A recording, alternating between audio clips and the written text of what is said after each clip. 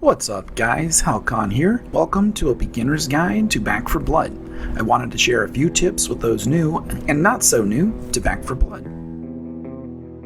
When you first sign into a game, you'll be in a virtual lobby. This is where you put together a team and navigate some key features. Just walk around to find the POIs. There are currently 4 types of game selections: Quick Play, Campaign for multiplayer, Versus, also for multiplayer and PvP, and Solo Campaign that is not yet an option during closed beta. In the campaign screen, you can create a new run or continue an existing run that has not yet been completed. To continue an existing run, select it and click Continue Run.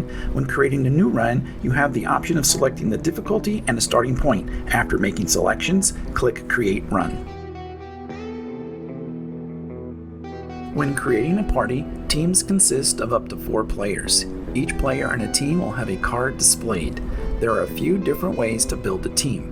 You can click on an empty card in the Play tab and invite by typing the person's name, then invite them to the group. From this screen, you can also add friends and look at friend requests. There is a party button in the upper right-hand corner. From here, again, you have the option to add friends and look at friend requests. You can also look at your Steam friends, your current party, and people from recent games.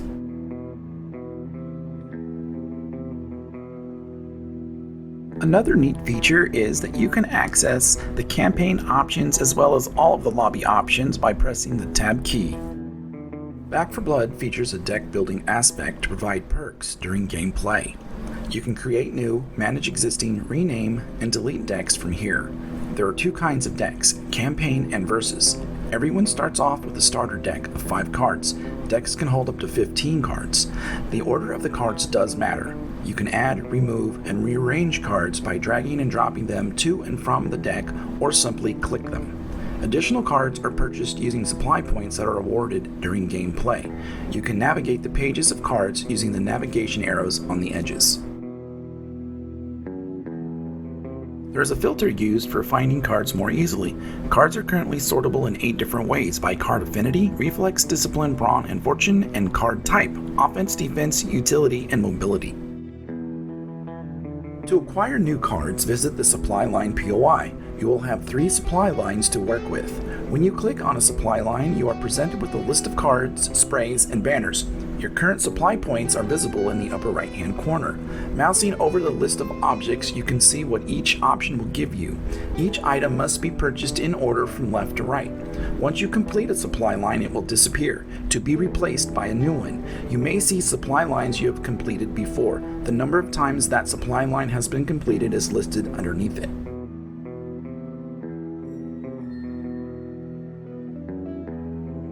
The firing range is an interactive location where you can test all the weapons and most accessories in B4B. Laid out on tables are all the things you can interact with: pistols, SMGs, shotguns, assault rifles, etc.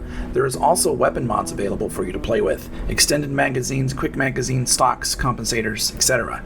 You can test the damage of different weapons and accessory combinations, including melee weapons. Just damage a target.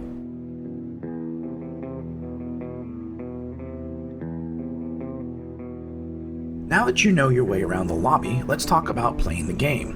When the match starts, you will load in with members of your party. If there are any empty slots in your party, those will be filled with other players or bots.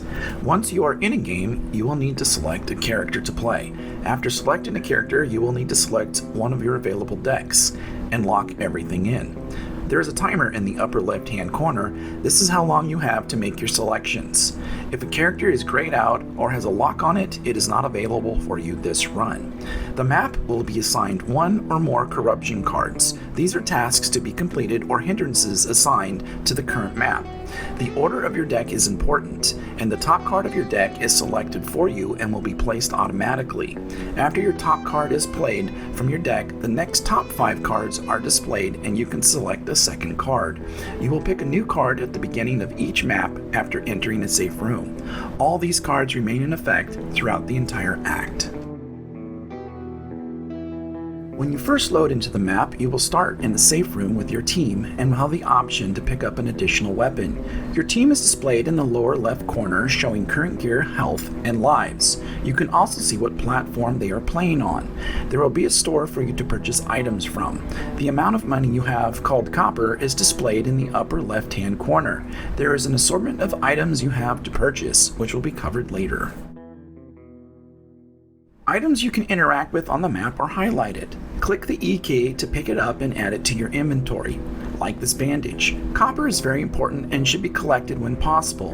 Note that if you have an item in a slot already and it is different than the one you are picking up, the current item will be dropped and the new one will be taken. Some doors are locked and require a toolkit to open.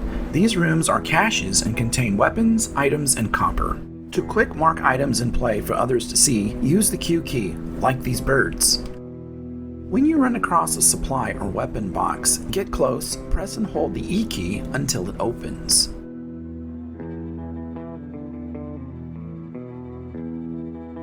All infected have weak spots where they take more damage.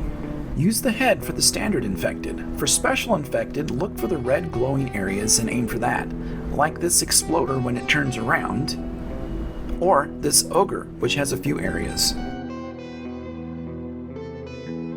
Every safe house has a store. There will always be healing, all types of ammo, 2 weapons, and 2 attachments. There will also be every accessory, like grenades, health kits, toolkits, and ammo pouches.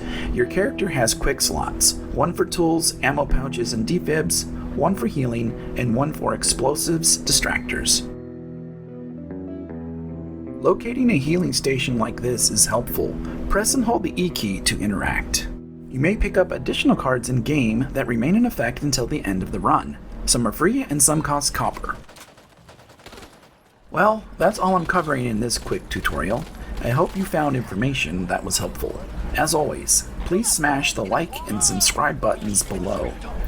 Also, be sure to check me out on Twitch at twitch.tv/HalCon and also on Twitter at HalConGaming. Thanks for watching and have a great week.